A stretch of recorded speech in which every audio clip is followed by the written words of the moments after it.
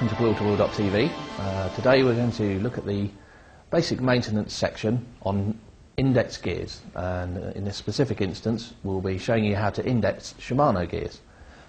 This is a Shimano Dura-Ace 10-speed setup, and we're just going to show you how to adjust that from beginning to end. There's two tools that you need for this operation. One is an Allen key, in this instance a 5mm Allen key, and the other tool you will need is a small Phillips screwdriver like this. Okay, so the first thing we're going to do is demonstrate how the mechanism works and how to adjust the gears. Now the first thing about adjusting the gears is you should always put the chain in the smallest sprocket, so ensure that you reach down, you've changed the lever as far as it will go, there's no cable slack, a quick turn of the pedals will ensure that you are in the top sprocket. Okay, so that's the top sprocket and that's the position you start from whenever you're indexing gears, regardless of the brand.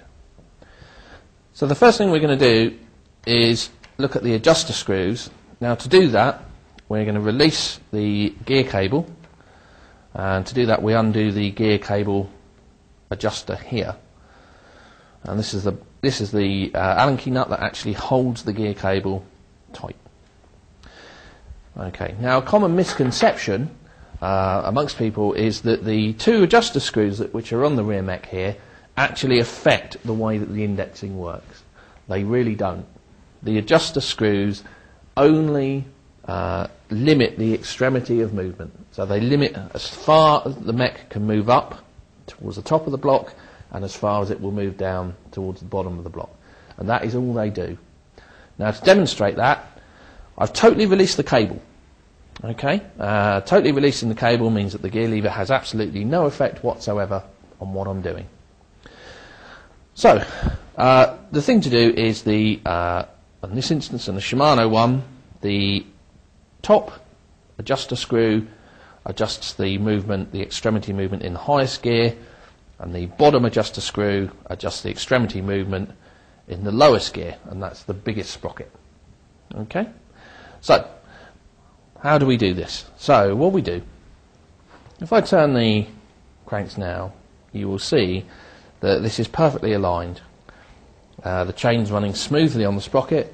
There's no noise. There's no noise other than the smooth running of the gears. However, if I gradually undo the adjuster, you will hear chattering. You're starting to hear noises now. And what's happening here is that the mech is actually trying to move the chain off of the top sprocket. And if you go too far, your chain jams up. It's now stuck between the frame and the sprocket. You won't go anywhere. If this happens at any speed, you could jam up, create a lot of problems for yourself. So let's gently release that. Okay, so now what we're going to do is retighten that screw until it is perfectly adjusted. So how do we now get the mech to do this, to move up to here, bearing in mind we've taken the cable out? Well, it's very simple. Index finger and thumb. Index finger behind the mechanism, thumb on the front of the mechanism. Turn the pedal and gently apply pressure, and the mechanism will move up. Okay? Now you should push the mechanism as far as you can. You don't need to apply huge pressure, but you just need to push it as far as you can, because that's the furthest point that the mech will move to.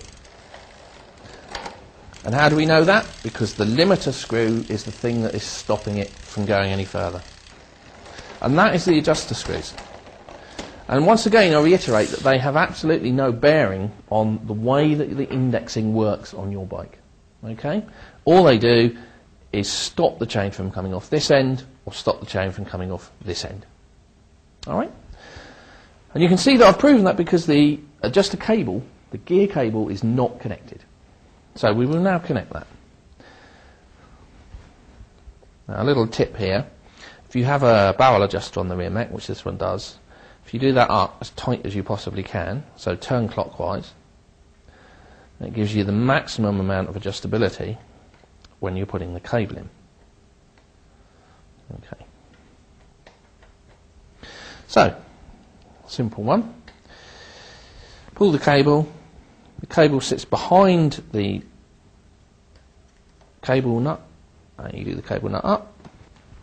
So let's talk about the indexing. The indexing is totally controlled by the cable movement generated by each click of this lever. That's the thing that controls the indexing, nothing else. So we make sure we're in top gear. Now one thing to check at this point is to ensure that all of your cable housings are sitting flush in the stops. So here, here, and also double check under the bottom bracket to see that the cable is running smoothly through the guide. Okay, now indexing, very simple. Same process again. Turn the wheel, move to the gear lever, one click. Now you will notice at this stage that nothing happens, and that means that the cable tension is not sufficiently tight. So let's tighten it, and we tighten that by using the adjuster screw here and by turning it anti-clockwise.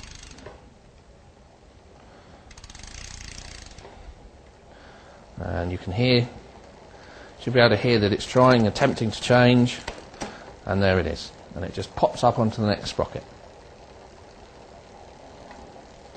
Now, the beauty of index gears means that if that works, then the rest of the block should work. So, let's try. Next one. Very gently. If your indexing works under no load at all, perfectly, as in this case, then it will work perfectly when you are under load.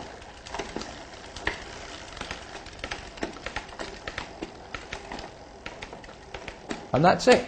Very simply, very easily, indexing works.